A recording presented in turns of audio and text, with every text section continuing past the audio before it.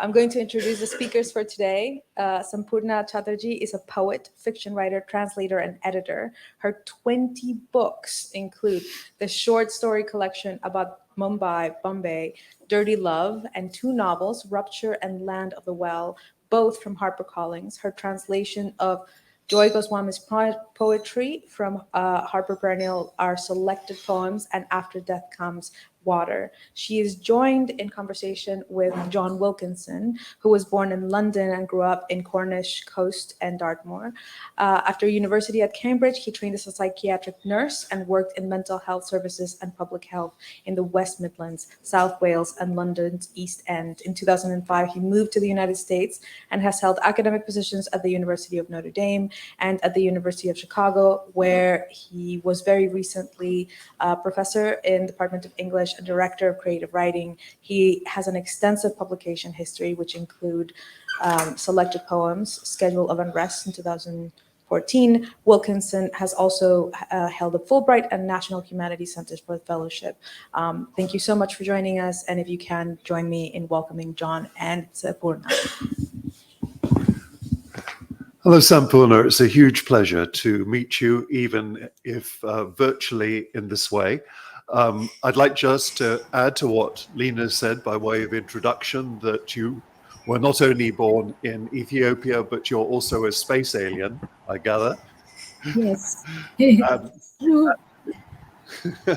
And I've noticed how editors have difficulty in just keeping up with the tally of your publications.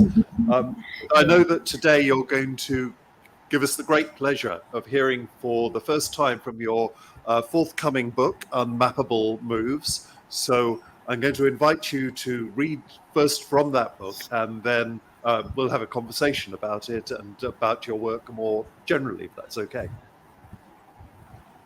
Thank you so much, John, and thanks to everyone at CANTO for having me on board.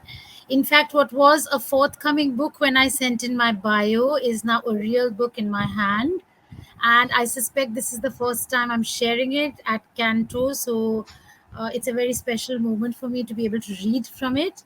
I'll read a few poems, and perhaps you can stop me when you've had enough, because I do tend sometimes to go on and on.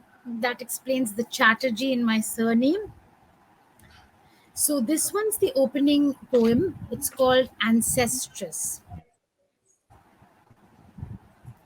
Even I, modern woman, had such a world in my life once upon a time, of coal black waist-long tresses, small, fierce women whose courage seldom flailed, who hefted children heavy as sacks, spoke dialects, fanned the pale fire of ambition in the children's breasts, urged on past the moment of new births, giving daughters their determined chins, granddaughters their secret names of power and loud, open laughter.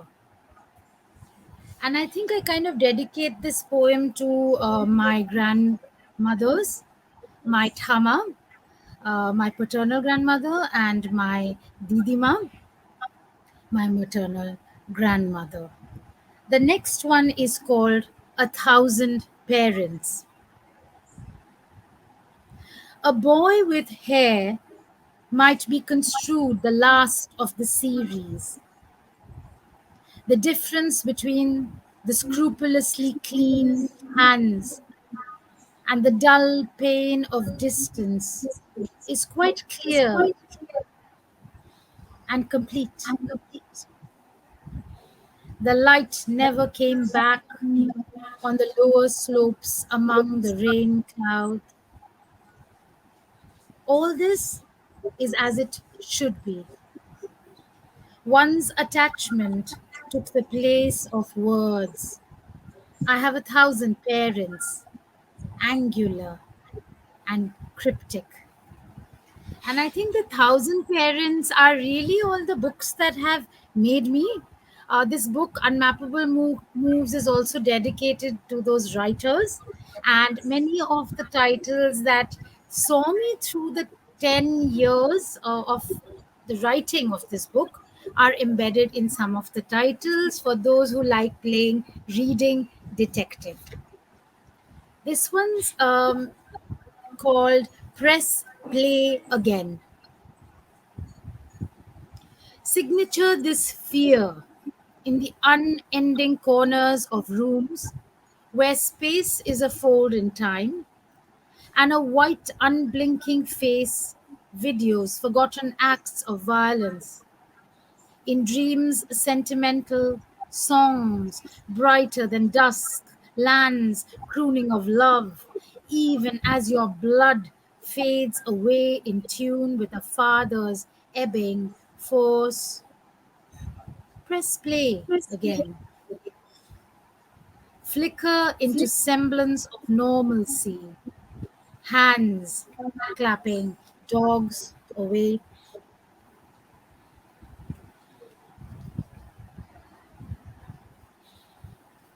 Being alive to the morning, the only grace.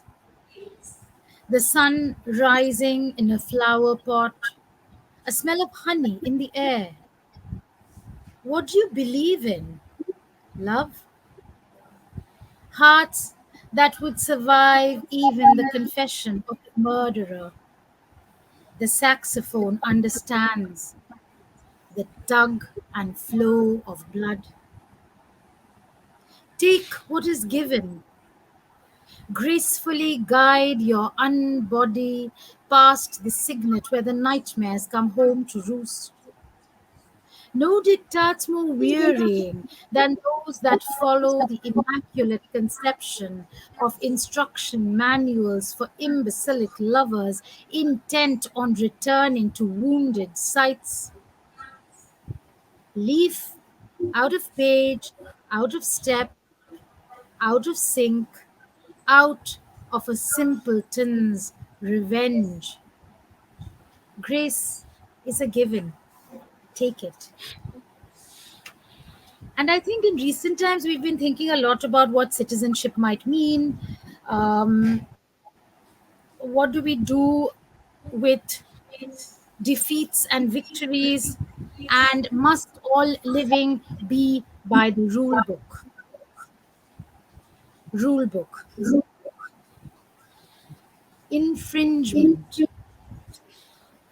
Slow pressure in the center of the forehead,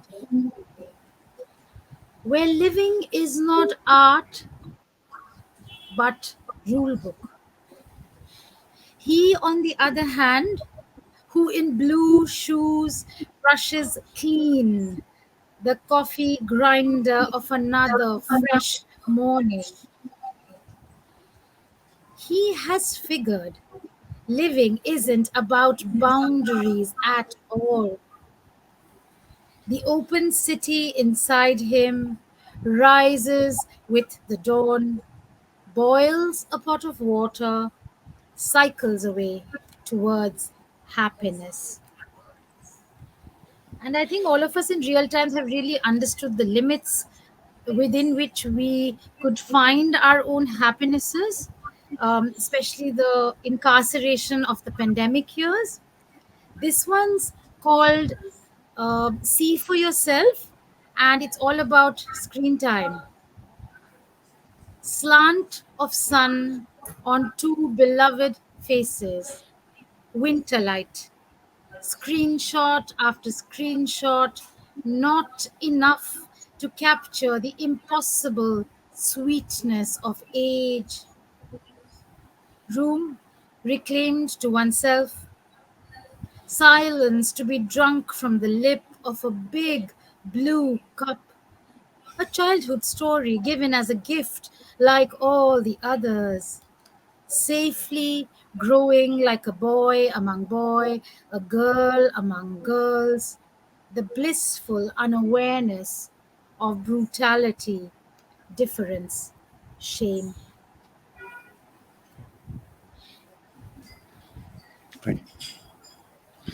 And I think maybe I'll read a couple more, if that's okay. That's great. Um, there's we live in language. Poets invariably live in language, and as a translator and as a Bengali, I also live across two languages and across two calendars. I wrote this in the year 1420 by the Bengali calendar. This one's called Simultaneity. In the year 1420, the simultaneity of bombs in Boston and the sighting of an exquisite red-winged butterfly outside a window in Bombay does nothing to ease the jitter inside where no cameras may go. Escalating summer, crossing paths with days of no return. In that language, I never write and rarely speak. There is, there will be enough time.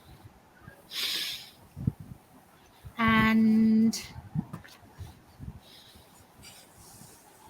this one's a continuation of my gratitude, I think, to what Bangla literature gave me as a translator.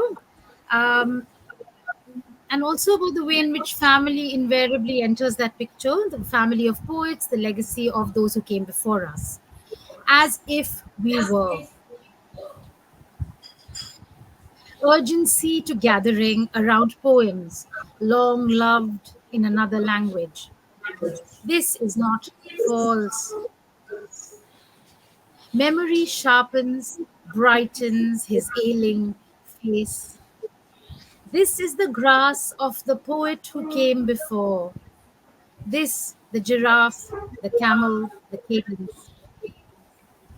In those moments, we live as if we were immortal because the words are. Later, the clock summons us to table where worry sits, devouring. And Thank you I so much. think I'll maybe just the last one called Slaughter. This is on to 84. And I think this is again, it has to do with language and the witnessing of events that seems to be one of the roles that the poets do. Language or not in the center of your head.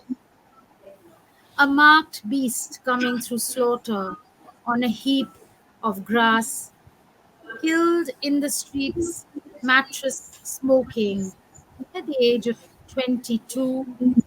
Furious men cut him up, his face through the glass, arm paralyzed, the thin bones through the filthy water, sat peering into his mouth. The blood that is real in or around my body.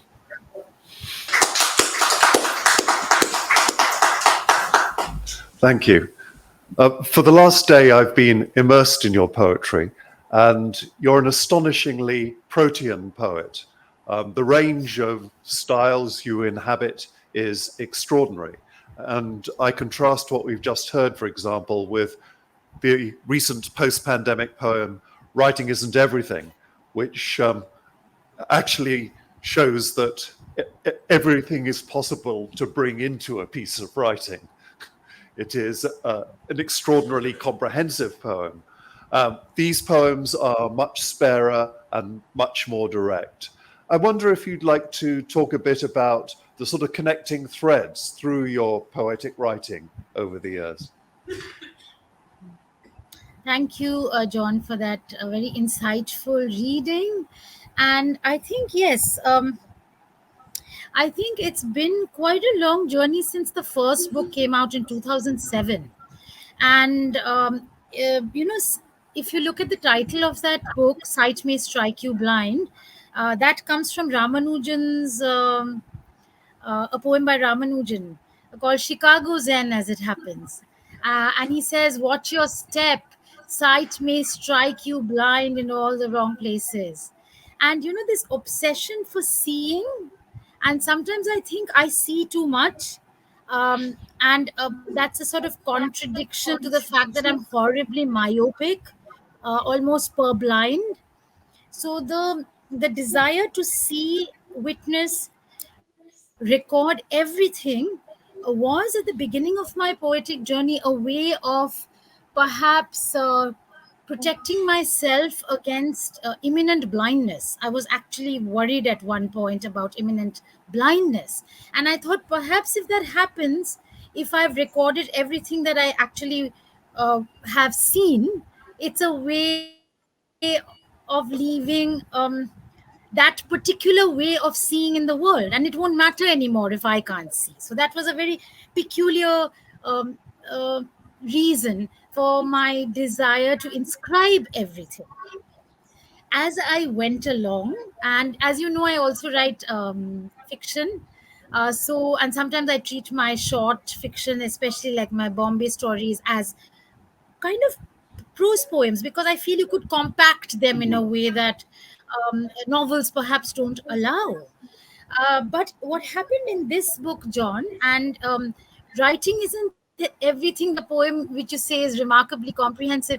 I think because I was stuck inside my room in with that limitation on movement, um, and because I was losing this entire faith that it mattered when people are dying, when lifelines are being cut off. I was actually questioning what is the value of writing.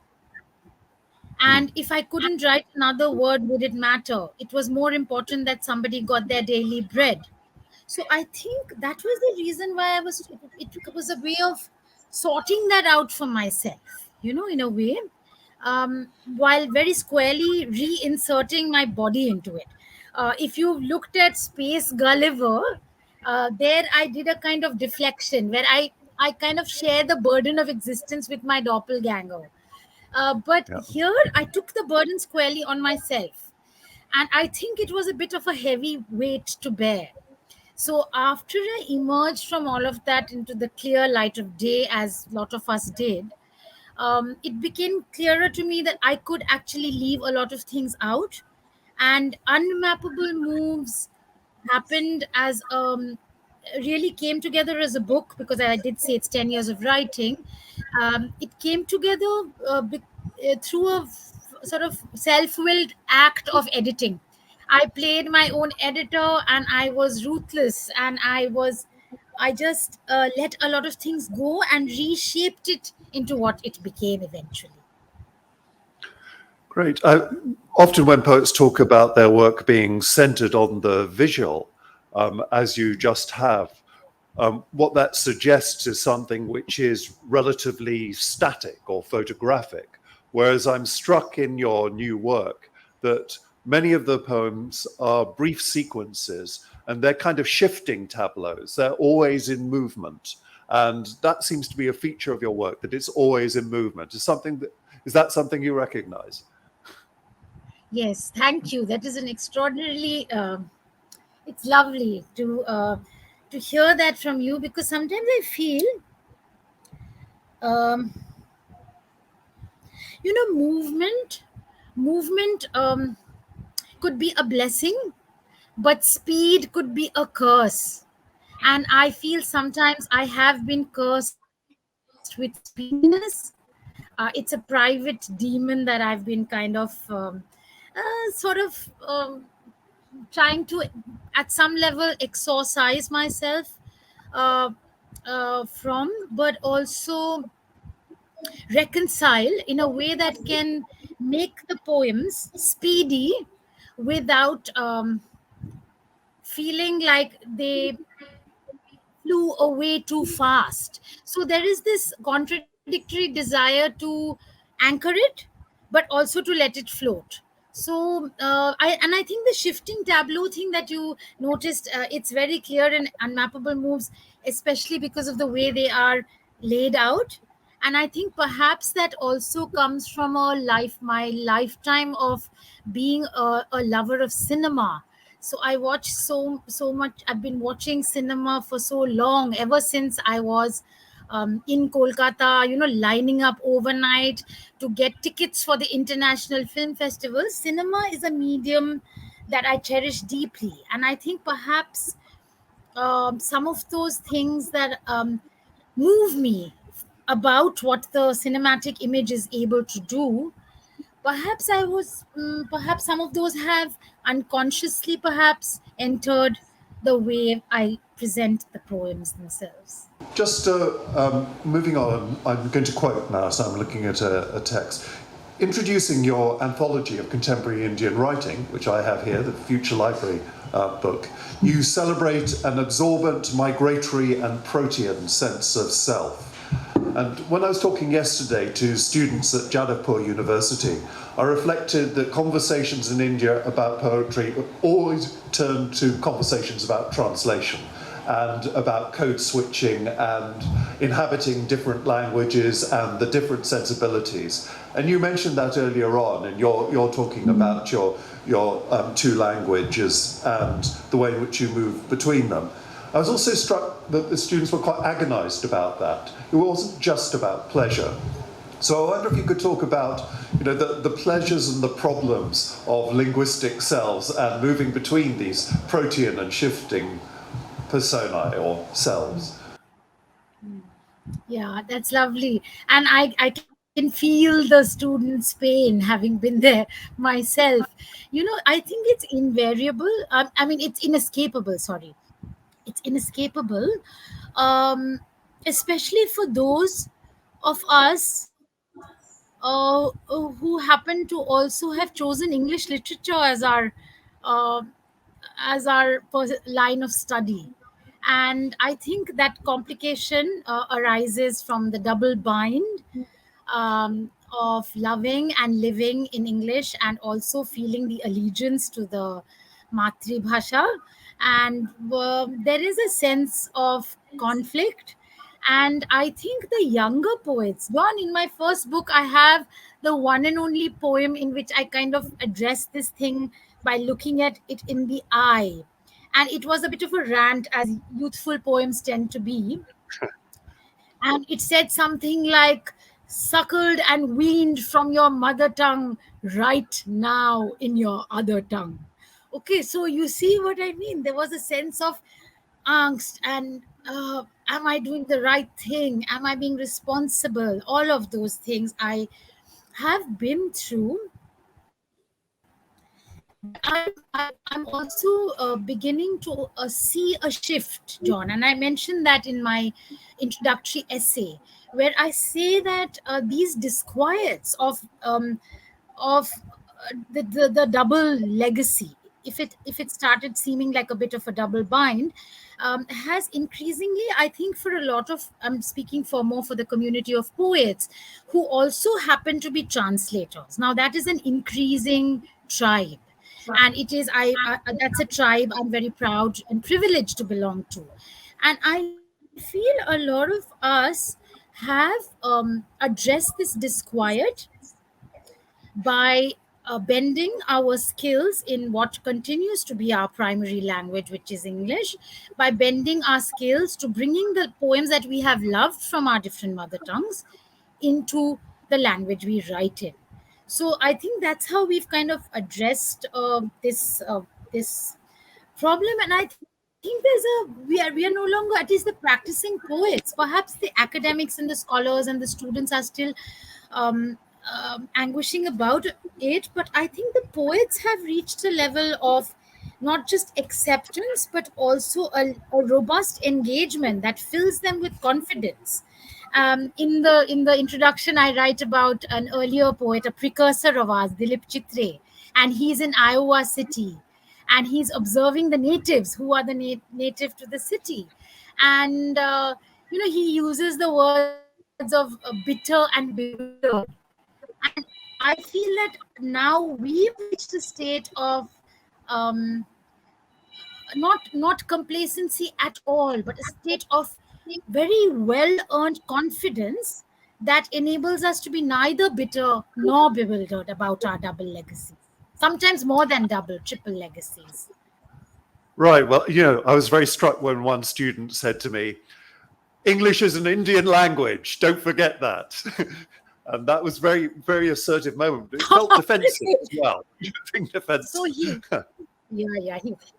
in fact, this is the thing, and I feel that there must be perhaps they need to it's the time for the defense is long over. That battle has been won by our forebears, to whom, like people like me, owe a great debt of gratitude.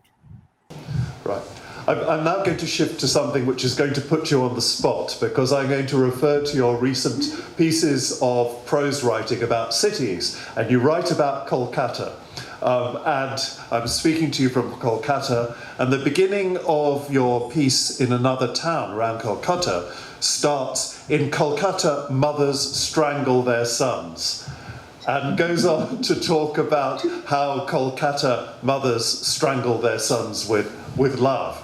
And interestingly enough, yesterday I was talking to Rimi Chattarji, whom I believe you know, and she was saying that mothers strangle their daughters in Calcutta. So there seems to be a little theme here. And I'm wondering about how this relates to the protean sense of self, that there seems to be, on the one hand, a certain kind of stricture, and on the other hand, a sense of sort of infinite malleability or possibility. Yeah, I've been grinning broadly as you said that. And of course, Rimi, if she's listening in, hello. Kolkata has been, just to take one step back, holds a very complicated and complex place in my heart. So you have truly put me in the spot. But it's the city I literally ran away from, and the city I ran towards is where I'm located now in Bombay. Having said which, Kolkata is also the only poem to which I dedicated a love poem. So it's like, where do I put this love? And it says, to Kolkata, the city I left behind.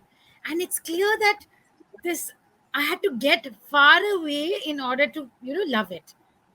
But in the piece that you quoted from John, it's from a prose selection. It's like a prose composition where I look at London, Pondicherry, Tallinn, and Kolkata. And it's interesting that it's called another town, thereby almost saying that Kolkata is not a town; it's a city. But I think my to answer your question about how this uh, restriction as well as release acts as perhaps some kind of mechanism that is determining my protean, and perhaps even other writers' protean poetic personas, I think absolutely, because if one stayed, for me particularly, um, if I stayed in one place for too long, I feel a terrific sense of restlessness. And it is a kind of transcendental restlessness. It doesn't have to do with just the body. It's like, can I just go somewhere that is not here?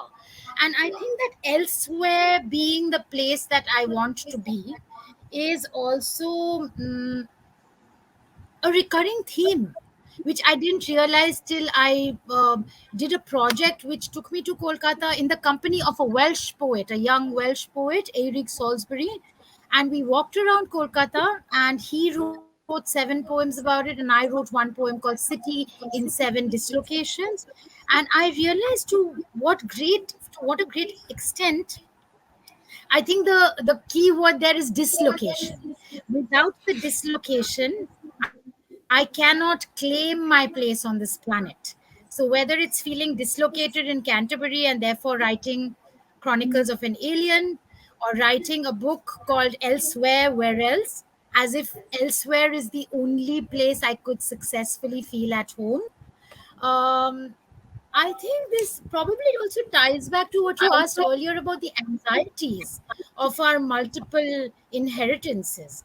Perhaps that makes us mm, uh, seek and travel. It's that, like, Elizabeth Bishop, one of my favorite poets. She has that line in Questions of Travel where she says, "Should we have stayed at home wherever that may be?" I think I'm still answering that question in book after book after book in tangential ways. Mhm. Well, I guess if you really wanted to dislocate yourself, you could be the first Indian writer to write in Welsh. That would be quite something. Uh, but That anyway, would be something. That yeah. would be something.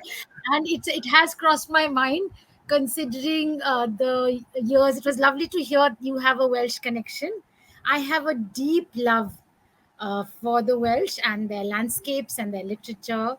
And often when we speak, the cadences of the language, the way we pronounce the English language, the intonations, we mirror each other, and that It's feels quite very true. close. Another kind Yes. of, yeah.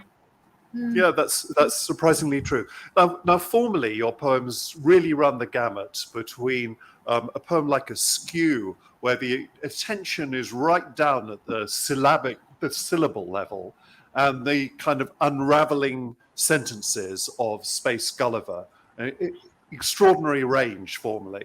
And you just mentioned that the new book, in some sense, is a series of homages to your ancestors poetically. Would you like to talk a little bit about those affiliations and what writers you feel close to? Oh, yes, I'd love to. And in fact, there's a line in the poem which one of the poems which was picked out by one of the very kind poets who wrote a blurb for me, where she says, "Between reading and imaging, have we said what is possible?"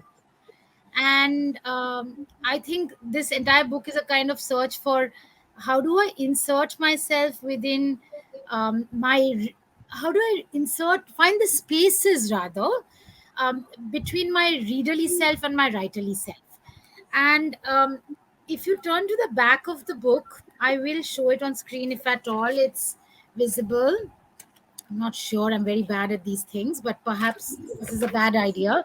What I have at the back of the book is a block of text which looks a bit like a concrete poem, Mhm. which lists every single of the writers um, to whom, as I write in my acknowledgements, I turned or returned to for solace, laughter, mystery, splendor, grit, gravitas, experimentation, syncopation, style, and serenity.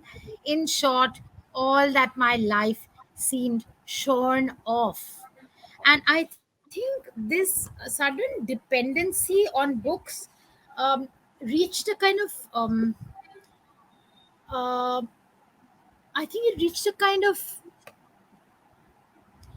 um, a sort of very. I'm searching for the word because it's not a turning point. It's more like the turn of the screw, where you realize that it's this is it. I think it's also the pandemic or sequestration that made me look around at the books that are surrounding me and say, I will get through this. Everybody's here. Everybody I need is in this room. All right. And to mention some of those names, because I read a lot of literature in translation, there's Vladislav Vankura, who's the Czech writer. There's a lot of fiction. There's Tim Burton. There's Don DeLillo. There's the fine poet and scholar John Stallworthy. There's Ray Bradbury, not surprising given my love for science fiction. There's Michael Ondaatje, whose poetry and prose I like in equal measure. There's Eunice D'Souza, one of the forerunners, the finest women poets we've had in English poetry written out of India. There's I'm looking for there's Elliot Weinberger, whose essays and translations I deeply love. There's Margaret Duras. There's Sharon Morris, a very fine Welsh poet, Welsh origin poet who writes in English. There's Walter Tevis. There's Susan Sontag. There's Arundhati Subramaniam. There's Wallace Stevens. Uh, there's Virginia Woolf. There's Imtiaz Dharkar. So it's like, this is my family. And what I've learned from them has been more as a reader than as a student of literature, because I did also have uh, the quote unquote misfortune of being a student of English literature, and I had to kind of run away from it in order to reclaim it. I once had a ME student asking me at a reading in Bombay, "Ma'am, what saved literature for you?"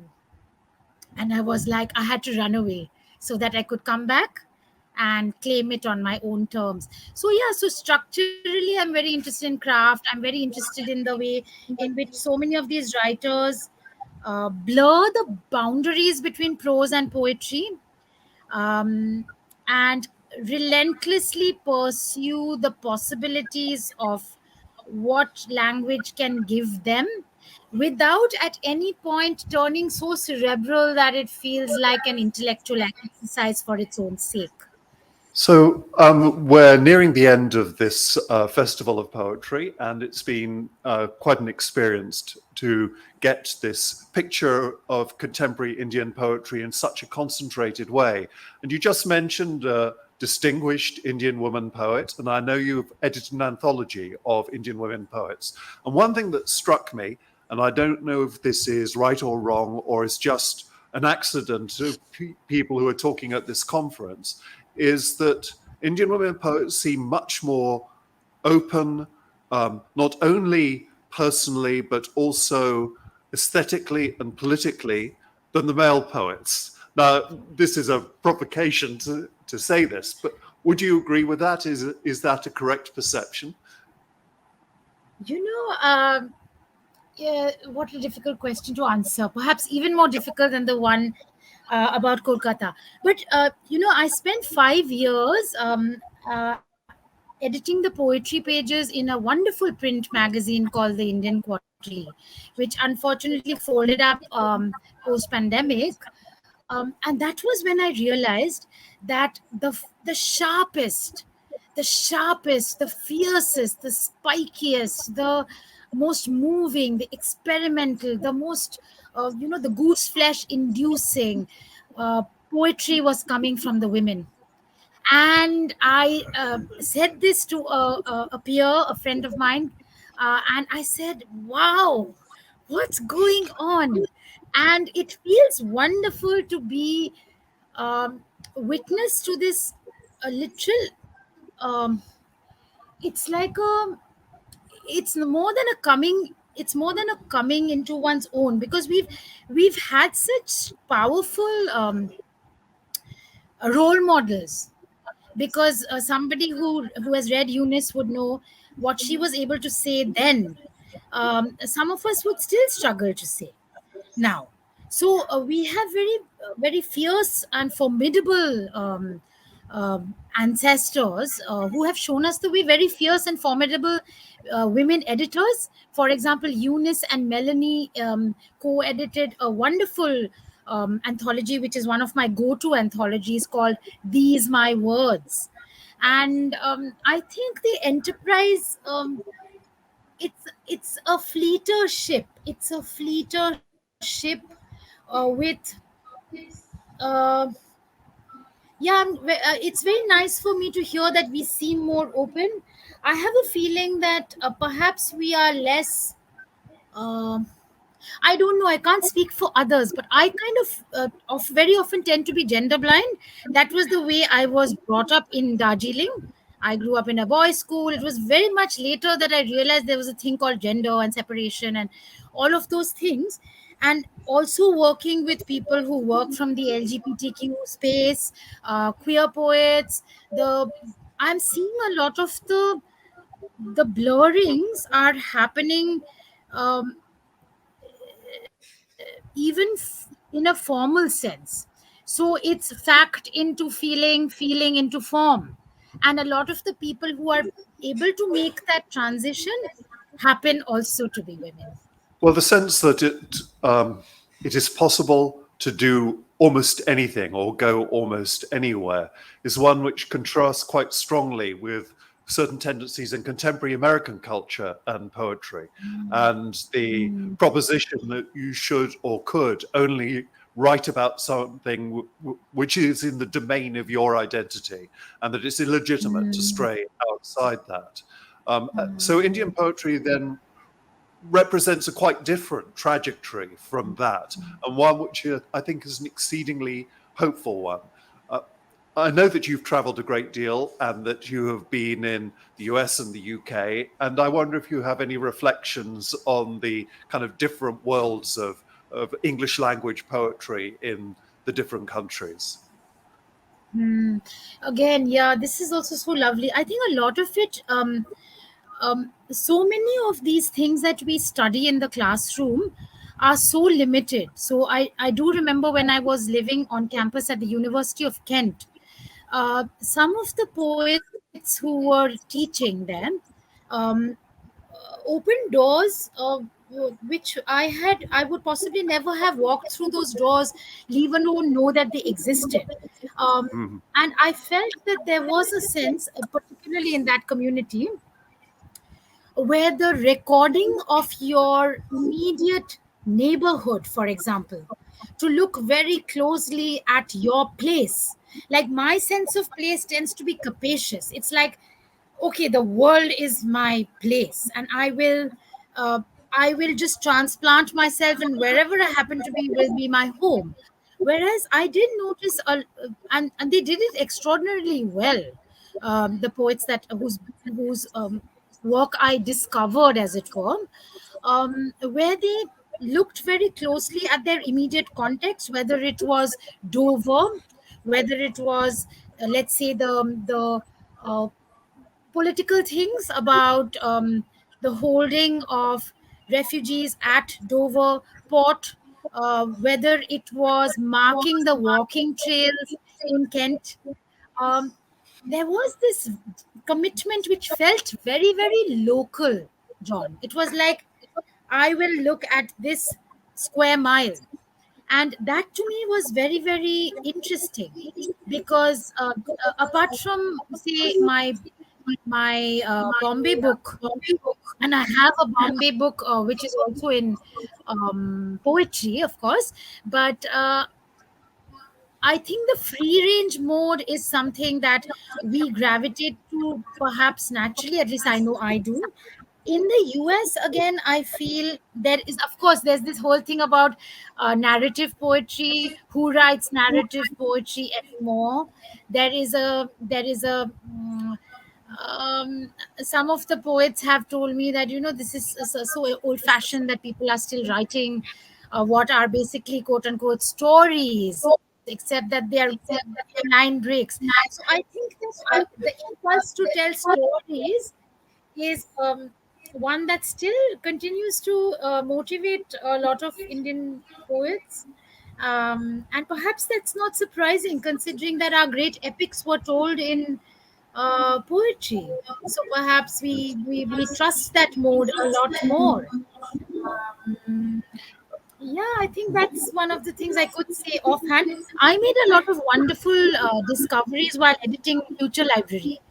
um, and it's very interesting to see how the concept of return, for example, is addressed differently by a poet living in the US and a poet perhaps living in India.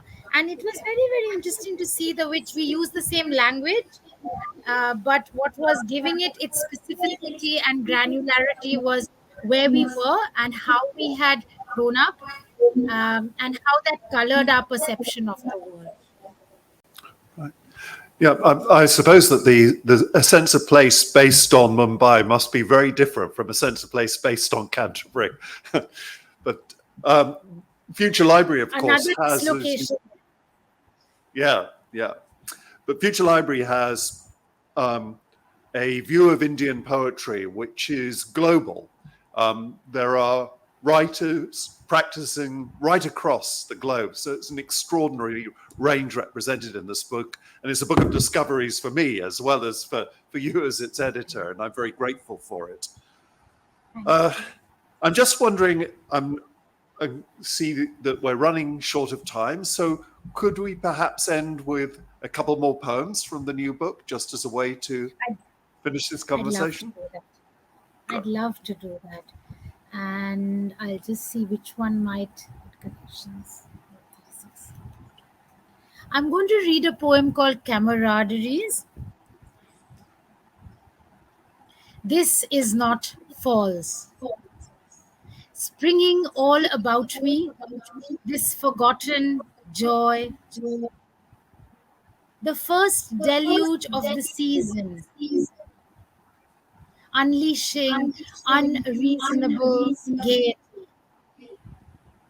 Everyone voluble, bizarre camaraderies at the liquor store, little wayward boats, school kids streaming back home. Inside, we are safe, warm, dry. We have looked out for each other, called, warned, delighted in this unforeseen event that has allowed us to stay close, clink glasses, read under bright yellow lamps overflowing. Thank you. Thank you very much, Sampurna. It was a great pleasure to talk to you today. And I look forward to exploring more in your extraordinary archive of writing. Thank you. Thank you, John. It's been a pleasure.